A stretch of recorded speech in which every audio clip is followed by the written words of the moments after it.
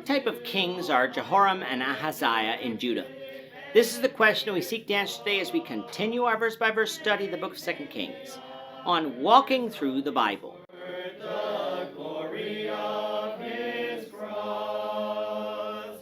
Today we're going to be discussing 2 Kings chapter 8, verses 16 to 29, but before we do that, let's read the passage.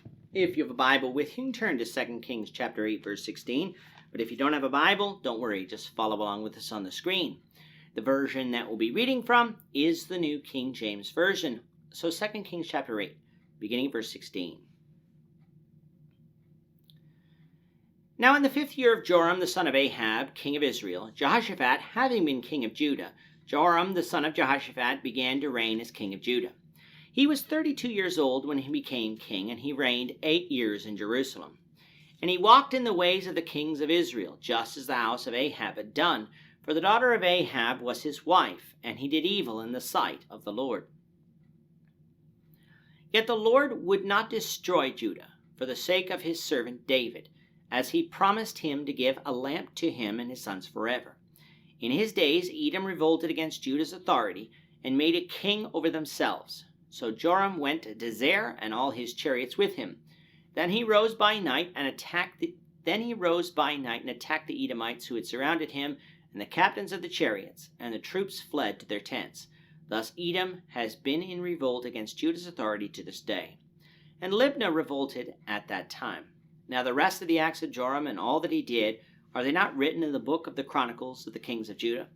So Joram rested with his fathers, and was buried with his fathers in the city of David. Then Ahaziah his son reigned in his place. In the 12th year of Joram the son of Ahab, king of Israel, Ahaziah the son of Jehoram, king of Judah, began to reign. Ahaziah was 22 years old when he became king, and he reigned 1 year in Jerusalem. His mother's name was Athaliah, the granddaughter of Omri, king of Israel. And he walked in the way of the house of Ahab, and did evil in the sight of the Lord, like the house of Ahab, for he was the son-in-law of the house of Ahab. Now he went with Joram the son of Ahab to war against Hazael, king of Syria, at Ramoth-Gilead, and the Syrians wounded Joram. Then King Joram went back to Jezreel to recover from his wounds, which the Syrians had inflicted on him at Ramah, when he fought against Hazael, king of Syria. And Ahaziah, son of Jehoram, king of Judah, went down to see Joram the son of Ahab in Jezreel, because he was sick. In our last lesson, we had given to us the death of Ben-Hadad of Syria and the ascension of Hazael to be the next king of Syria. Hazael was not Ben-Hadad's son, rather he was his servant, with Hazael killing Ben-Hadad and seizing the throne. It was the will of the Lord that Hazael become king of Syria, for he was going to use Hazael to punish Israel for her sins, but he did not force Hazael to murder Ben-Hadad.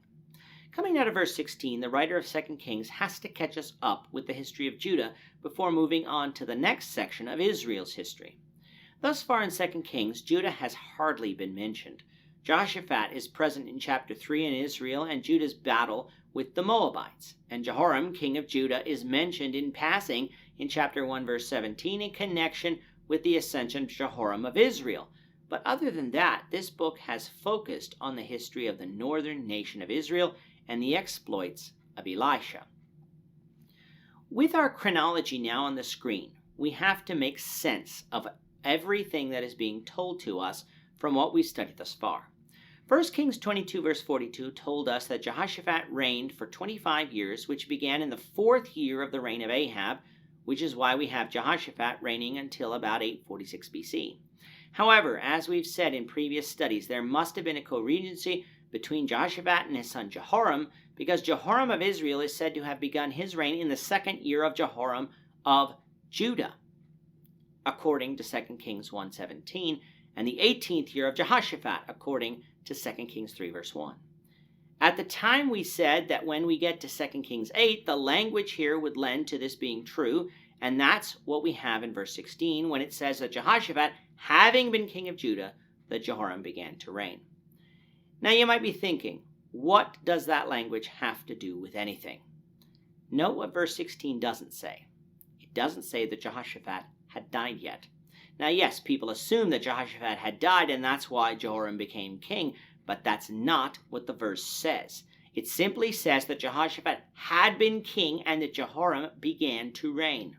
Thus, when put together with all the other verses, a corenancy is supported from Scripture. In fact, since Jehoram is said to have begun reigning in the 5th year of Jehoram, king of Israel, we know that Jehoram actually began his sole reign while his father was still alive.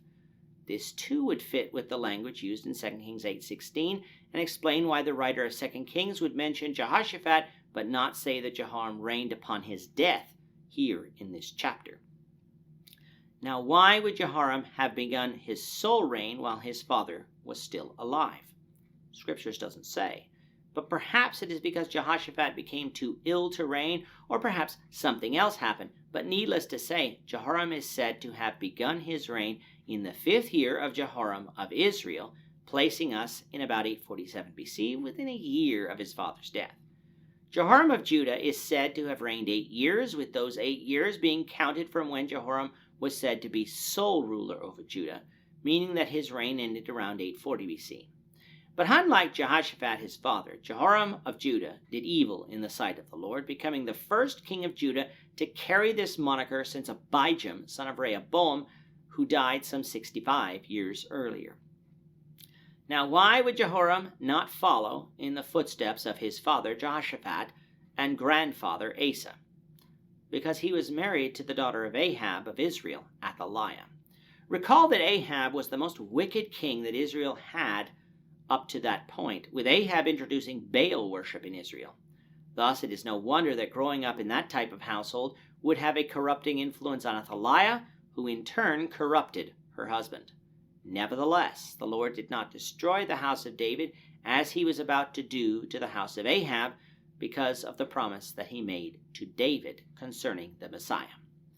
That, though, didn't mean that Jehoram wouldn't be punished, for he would, some of which is discussed in 2 Chronicles. Beyond his personal punishment, though, what we find is that before the captivity, the period surrounding Jehoram's reign in Judah would be one of the most perilous times for the house of David, with utter extinction only prevented by the providence of God. In addition to this, national defeat would also be a hallmark of Jehoram's reign. After the days of Solomon, Edom had regained their independence under Hadad, according to 1 Kings 11. However, by the days of Jehoshaphat, Edom had once again become a vassal of the king of Judah. That would change during the days of Jehoram, for Edom revolted, setting up their own king. What precipitated this revolt? Well, we're not entirely sure, but perhaps following the events of chapter 3 and how the siege of Moab ended, it caused a desire among the Edomites to finally break free of Judah, with the full ascension of Jehoram providing that final push. Jehoram, though, wasn't going to give up without a fight, so he gathered his army and went to Zer, which is likely another name for Zoar, a city located just south of the Dead Sea. While there, the Edomites surrounded Jehoram's camp by night, and although Jehoram and his men fought valiantly and were able to escape, the result was that Edom would remain free of Judah's rule, something that was true even up to the days of the writing of 2 Kings. In breaking free for good, Edom was fulfilling the words of Isaac said to Esau back in Genesis 27, verse 40, in that up until this point, Edom had largely served her brother Jacob since the days that Israel occupied the Promised Land. But now she became restless and broke free, showing us that the word of the Lord does come to pass, but it does so in his time. Along with the revolt of Edom, Jehoram also had to face a revolt in Libnah, a border city with the Philistines. The writer of 2 Kings doesn't give us the reason for this revolt, but the author of 2 Chronicles does in chapter 21, so we'll save future comment on that until then. So, to sum up Jehoram's 8-year reign as king of Judah, a departure into sin led to national tragedy and personal consequences, not something that one wants to be remembered for sure. Jehoram was 40 years old when he died, and even though 2 Kings doesn't mention the reason for such a young death, 2 Chronicles 21 does.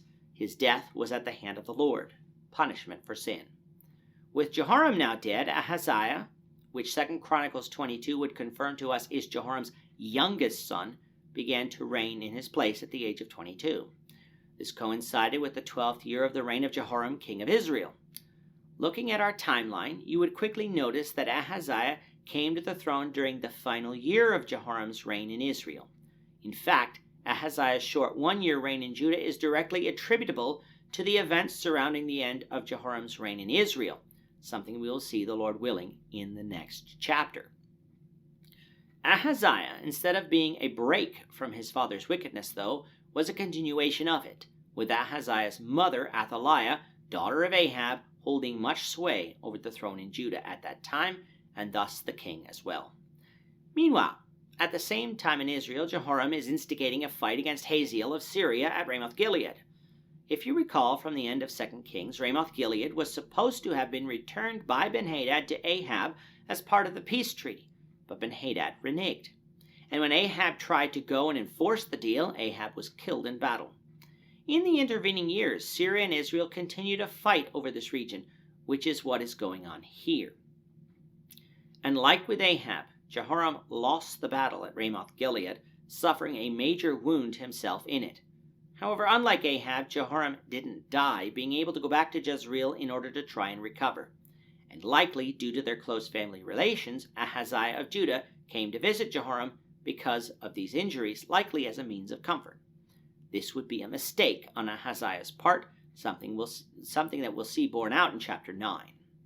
With that, our time is up for today. The Lord willing, we hope you'll join us for tomorrow's discussion of 2 Kings chapter 9, verses 1 to 13, as we continue our walk through the Bible, one verse at a time.